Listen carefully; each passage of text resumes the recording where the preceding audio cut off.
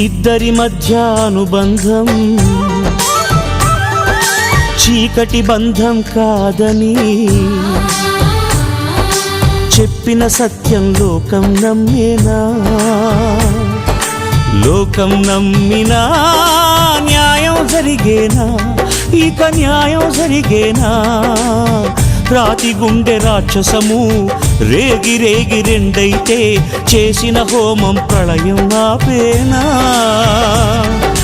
ప్రళయం ఆపినా ఈ జంటను కలిపేనా?